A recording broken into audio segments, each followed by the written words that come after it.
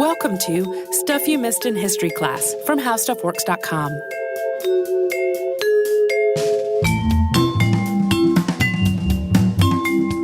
Hello and welcome to the podcast. I'm Holly Fry. And I'm Tracy V. Wilson.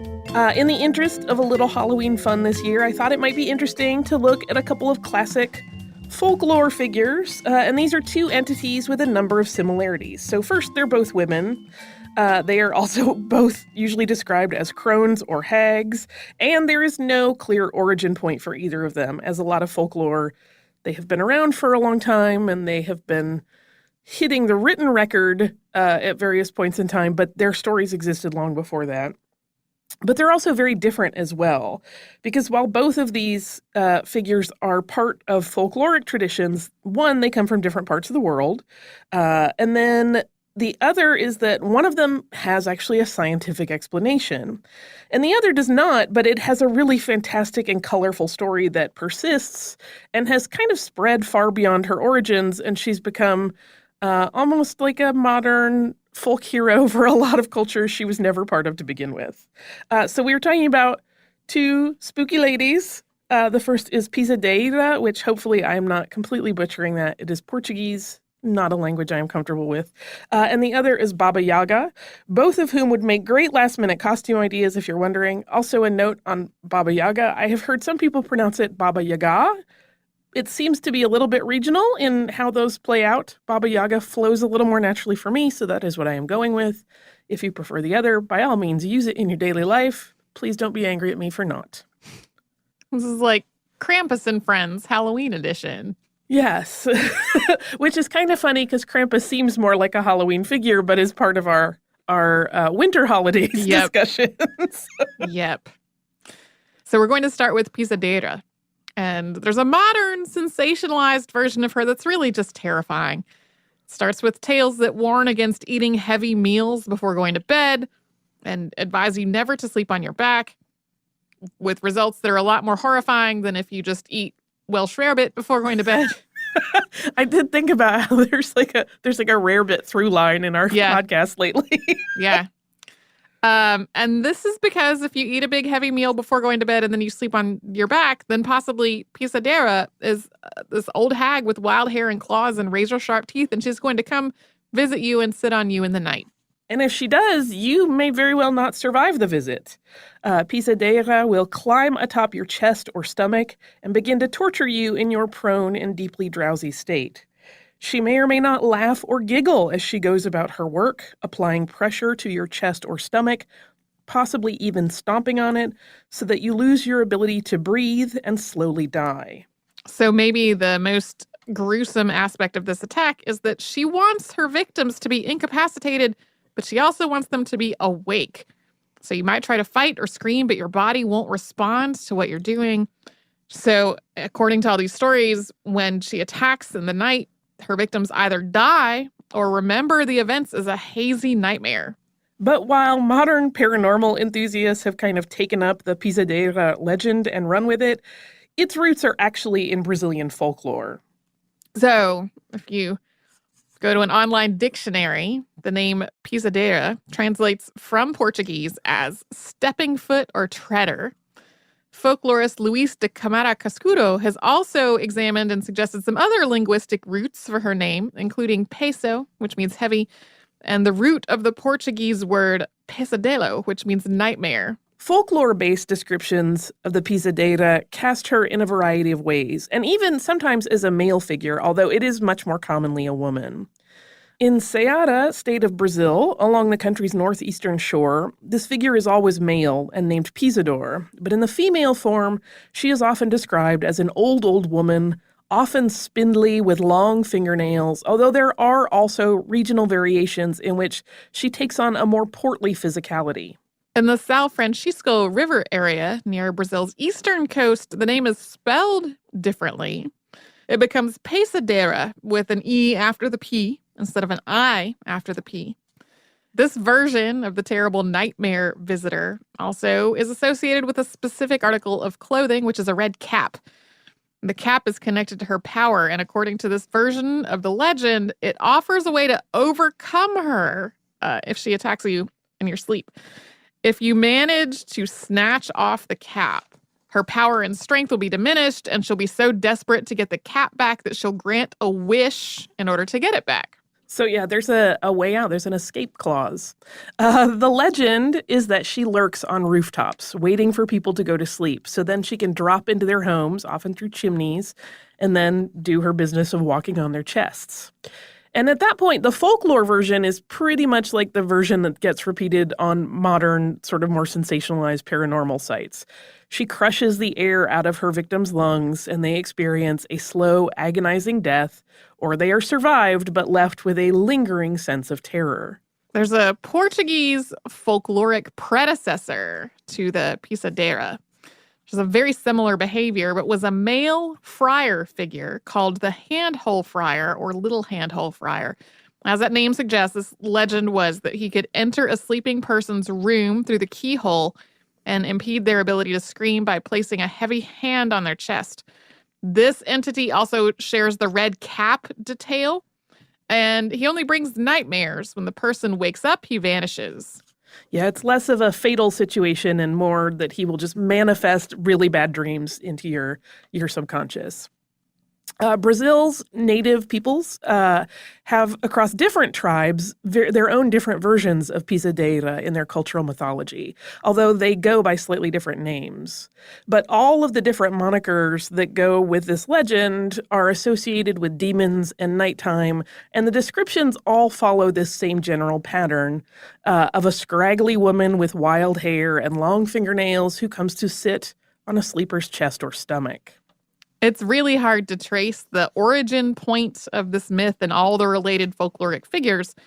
They've all been part of an oral tradition and passed down through generations, shifting and adapting in various communities and families.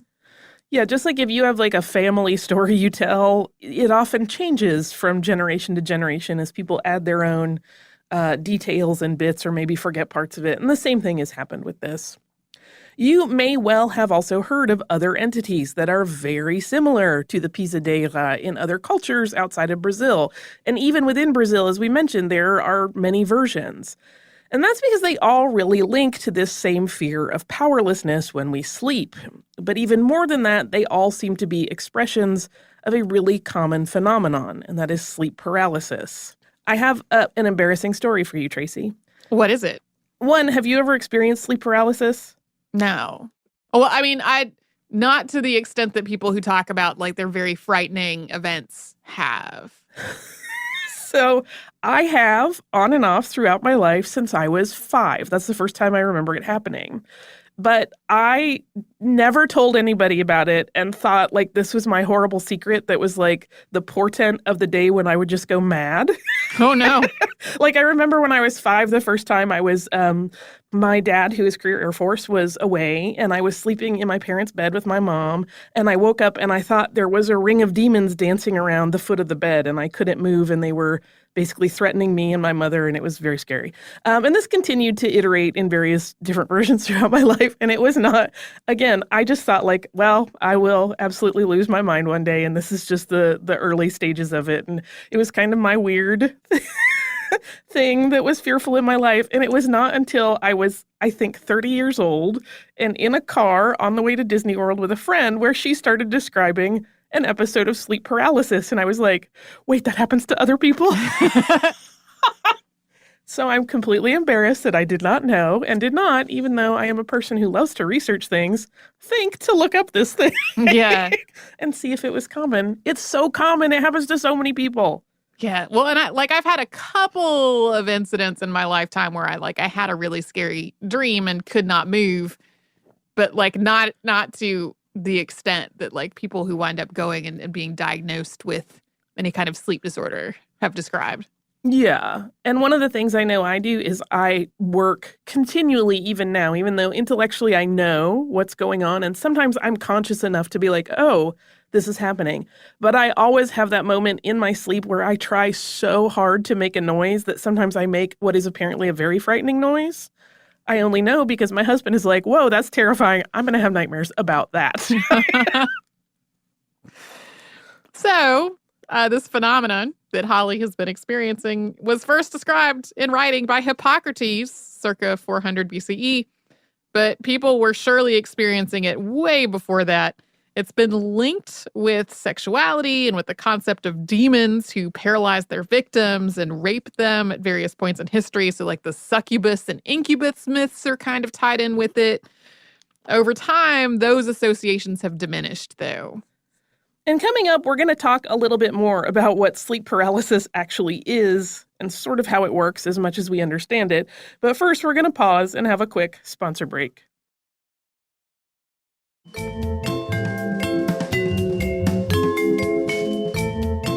So now sleep paralysis is recognized as a relatively harmless but very unsettling sleep disorder.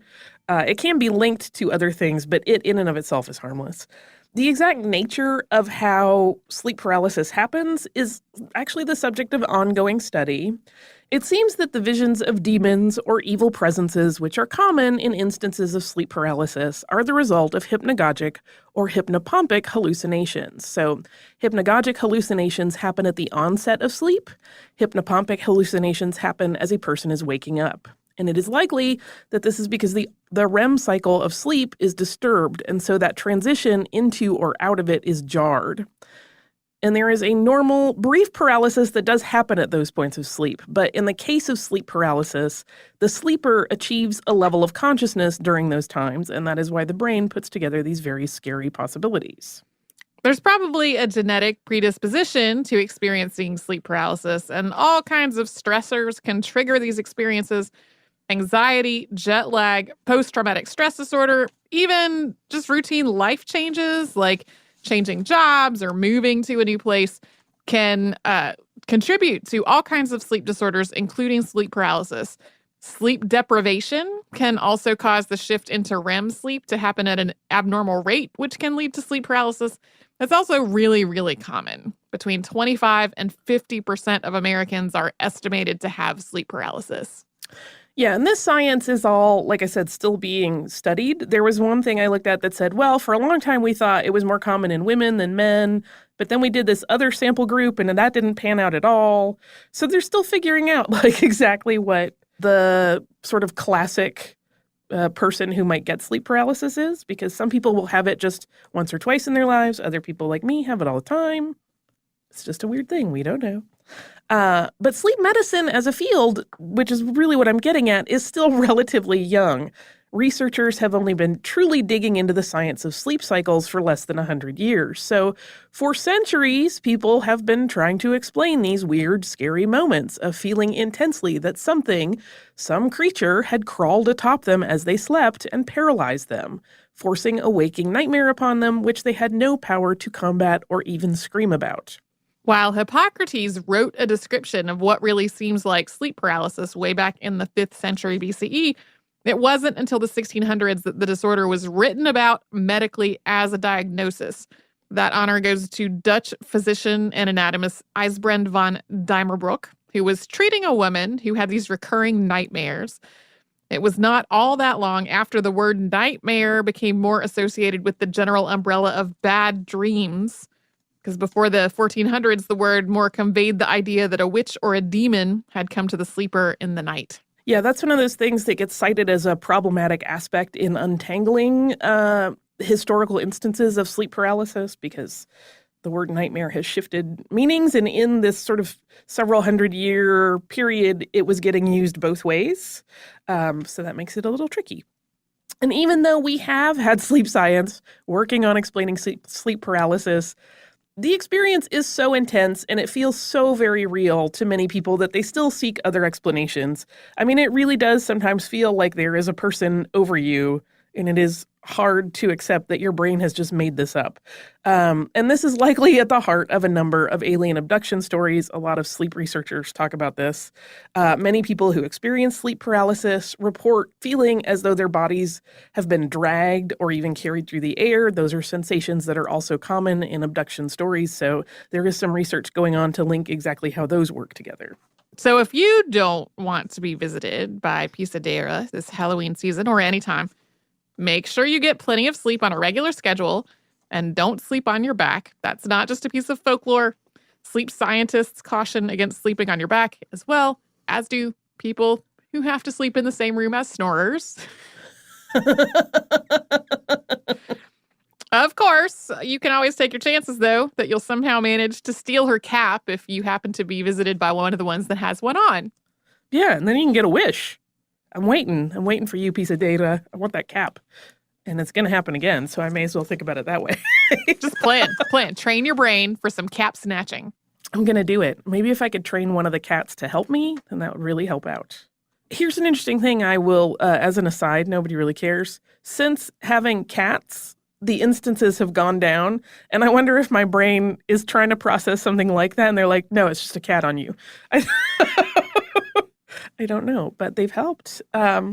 So we're going to switch gears now and talk about Baba Yaga. And if you saw Ant-Man and the Wasp, you have heard of Baba Yaga, or perhaps you recall that was John Wick's nickname in the film of that same name because he was so intensely brutal, and that is a characteristic of Baba Yaga. And the Baba Yaga legend is, of course, played for laughs in the first film and to invoke fear in the second. Those two ideas might seem at odds, but the tradition and lore around this figure are extremely fluid, so it's kind of not that weird. So much like a lot of the figures we've talked about in our Krampus and Friends holiday episodes that I referenced at the top of the show, Baba Yaga has been used to scare children into behaving well and to staying in bed at night. But her identity has a lot of facets that can't really be characterized in that way. Additionally, because of her inconsistent nature and this vast array of portrayals that she's had, Baba Yaga has influenced and inspired a lot of different types of art. Her origins are really murky, but she's born out of Slavic folklore. She's unrelated to any other belief system. She's not a demon or a spirit associated with any religion. She's not a witch exactly, although she certainly has some supernatural abilities and can command elements. It's pretty easy to draw a line to some pagan roots, but Baba Yaga's story is really its own story. She's just Baba Yaga. And there are aspects of the Baba Yaga character that do persist across most of her iterations. One is that she lives in a house that has legs. I love this so much. Those legs look like chicken legs, and the house can rise up and travel around or spin by walking on them. It's a lot like Howl's Moving Castle. And when a fence is mentioned around this home, it is made of human bones, and it sometimes has skulls on top of the posts. Baba Yaga is an old woman like Pisadiera with a long hooked nose, but she has iron teeth. And she is also pretty consistently a cannibal. In some cases, though, Baba Yaga is noted for her wisdom and her knowledge, so much so that people are said to go looking for that house on chicken legs so they can ask her questions. It's always a dangerous proposition, though, because she may decide to eat you instead of answering your questions. She asks people questions to test them, and the penalty for the wrong answer is death. When she travels, she flies in a mortar or sometimes in a kettle made of iron. She carries a pestle both to steer and to use as a weapon, and she has a broom that she uses to erase all traces of her as she goes. And there are some murkier aspects of her lore, most of which have no explanation. So, for example, she can have daughters, though there is no father involved. We don't know how she procreates. And these daughters are really almost like minions rather than like her beloved offspring. She can also transform into other shapes, such as a tornado-like whirlwind when she wants to kidnap children to eat. She can just spin up and snatch them that way. And she is also sort of a mother figure to the forest who is respected by animals. And she sometimes even takes on a sort of Mother Earth cast in various stories. And she's the guardian of the water of life. In some versions of her tale, she travels alongside death and eats the souls of the recently deceased. To further complicate things, Baba Yaga is sometimes described as one of three sisters, but all three sisters are also named Baba Yaga. This might be a way to reconcile these various different aspects. There's also a Baba Yaga mythology in which she's definitely a guiding entity, teaching manners by rewarding the people who behave properly and with respect. Yeah, even in the ones where she is characterized as pretty evil, there's a lot about like the rules of engagement with her about you can only ask me a certain number of questions. If you know too many things in this life, you become old. This has also led to one sort of spin-off of her tale that whenever she answers someone's question, it ages her. So that's why she's so careful about testing them before she will answer questions. Knowledge is power, but apparently also ages you. And one of the sources that I came across while I was looking at Baba Yaga was a translation of assorted Russian folk tales, and Baba Yaga appears in many of them. So when we come back from a quick sponsor break, we are going to share two of those stories, because one shows her dangerous nature and one shows her more helpful nature, although she is also scary in it.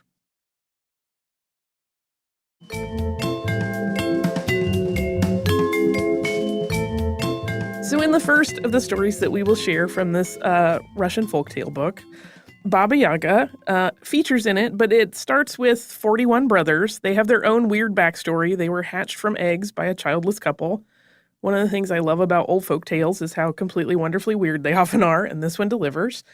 But they go out into the world to search for 41 sisters to marry. And in their travels, they come across the home of Baba Yaga, and they tie their horses outside and kind of expect some hospitality. And she is really angry that they presumed that they could just stop at her house, but she does give them food and drink, and then she brings forth 41 daughters for them to marry. One of the brothers gets a tip from his own mystical helper figure that's on the journey with them. He says that all the brothers should switch their clothes with their brides before going to bed. Then at midnight, Baba Yaga calls all the servants of her house to decapitate the uninvited guests. But the servants kill Baba Yaga's daughters because of this whole clothing change, and the 41 brothers put their brides' heads on stakes and then place those around Baba Yaga's home. She's so angry, she starts chasing the men with a fiery shield that burns everything that she turns it to. One of the brothers in this story had stolen Baba Yaga's handkerchief, which was magical, and used it to make a bridge over water and away from this fire, and then get rid of the bridge so that Baba Yaga couldn't pursue them. Yeah, and that's how the story ends. Like, yay, we tricked Baba Yaga and all her daughters are dead. Hooray, we beat the witch hag, which is kind of weird. Again, folklore has some really great weirdness in it. But the other story that we will talk about is really the most famous of all the Baba Yaga stories, and it's called Vasilisa the Fair. And it has some parallels to the Cinderella story, particularly that the fair maiden, Vasilisa, was forced to endure terrible treatment at the hands of her stepmother and stepsisters, who all envy her grace and beauty.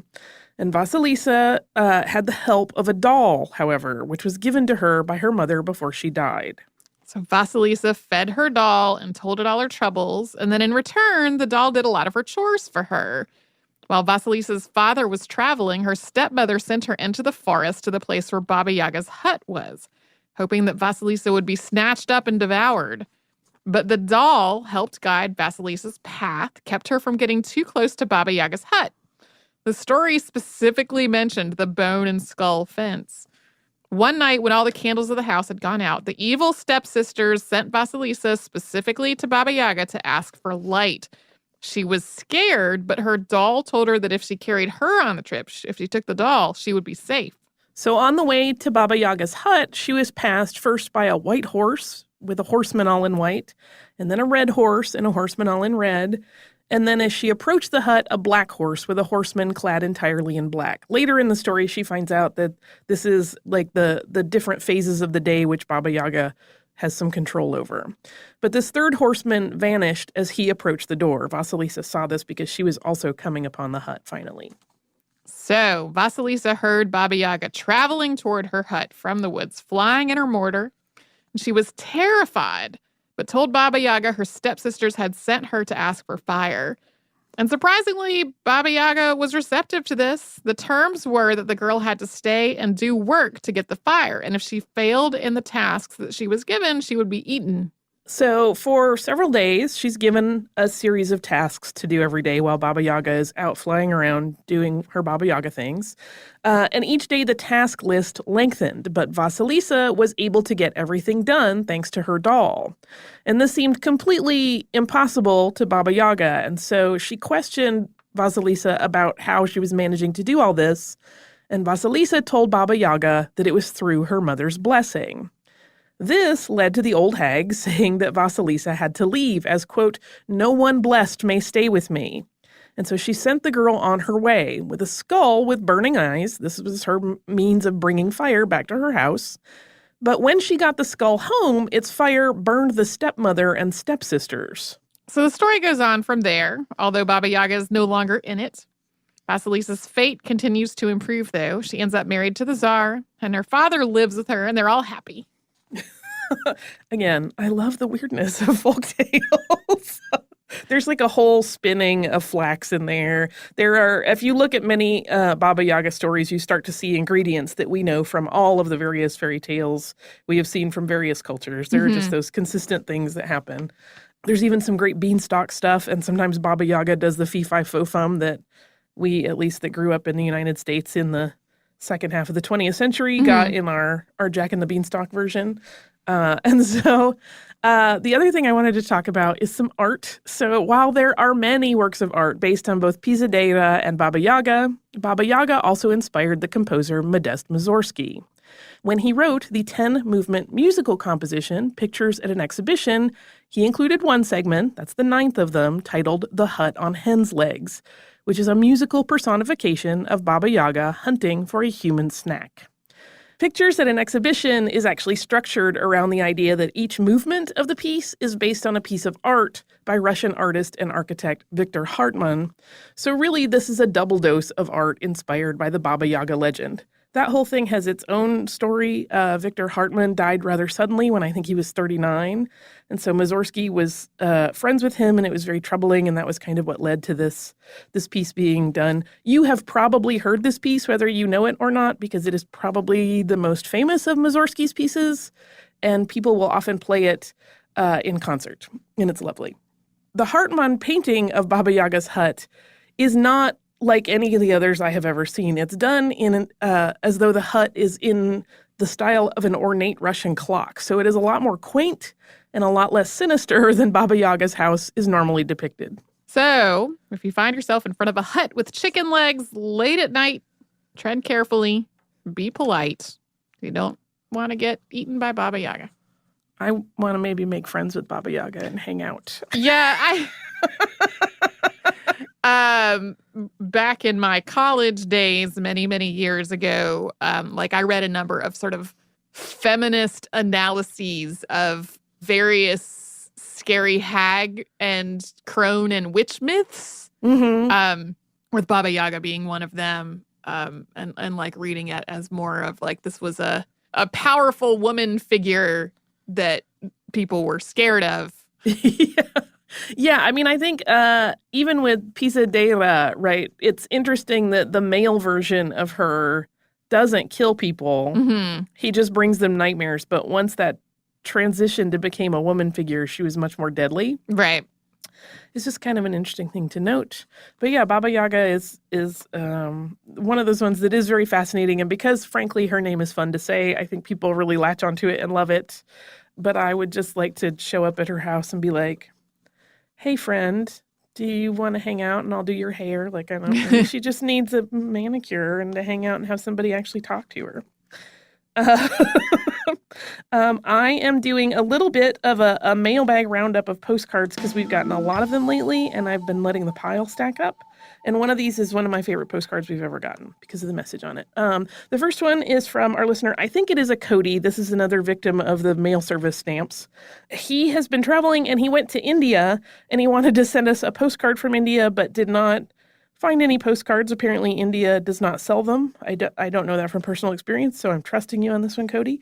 So he ended up going to Dubai later and sent us a postcard from there to tell us about his travels. Thank you so much. Another one is from our listener. I think it is Dina or Dinah. She went to the Tenement Museum, which is amazing. And she said, I finally made it after hearing about it on the podcast. Thanks for introducing so many great and interesting topics. She also sends us a suggestion. I'm so glad she went. That museum is amazing. Everybody who goes to New York should go there if they get a moment. We also got one from Janine. And this is about our AC episode.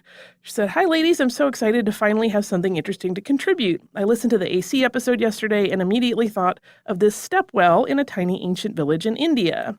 The people would climb down these steps to get water and then come back up again. There are 3,500 steps, and it was built 1,000 years ago. It's incredible, and it looks like an Escher painting, except that it makes sense. She took her 80-year-old grandmother to view this step well last fall, and she sent us one of her pictures from the trip. and it is very beautiful. She has a good eye for composition. Next one is a Niagara Falls one, and this is it's a cute picture from Niagara Falls. It is from, I think, our listener, Claren. Maybe. If I get your name wrong, I'm very apologetic. She visited, I think it's a she, visited Niagara Falls and was completely amazed by it. And of course, she says, I had to revisit the episode on Annie Edson Taylor when I detoured up to Niagara. The falls are breathtaking, and I cannot imagine a 63-year-old woman going over them in a barrel. Yeah, me either. But I'm terrified of such things. And this is one of my favorite postcards we've ever gotten. It is from our listener, Paula. And you will hear why. It is one of my favorites. It's just a beautiful postcard. It's a picture of Paris around 1900. So Paula writes, Holly and Tracy, I love the podcast. I wanted to send you a postcard to celebrate my first international trip. Yay. Your show made me want to go out and see the world and make my own history. That is amazing. This postcard delights me. I'm going to keep this one forever. So thank you, Paula. Thank you, everyone who writes us postcards. I wish we could read them all. We can't. But once in a while, I will continue to try to buzz through a few. If you would like to write to us, you can do so at historypodcast@howstuffworks.com. We are also at Missed in History pretty much anywhere on social media. You can also go to missedinhistory.com to visit our website, where all of the episodes that have ever happened exist in an archive form. And we invite you to come and hang out at missedinhistory.com and subscribe to the podcast on Apple Podcasts, Google Play, Spotify, or wherever it is you listen.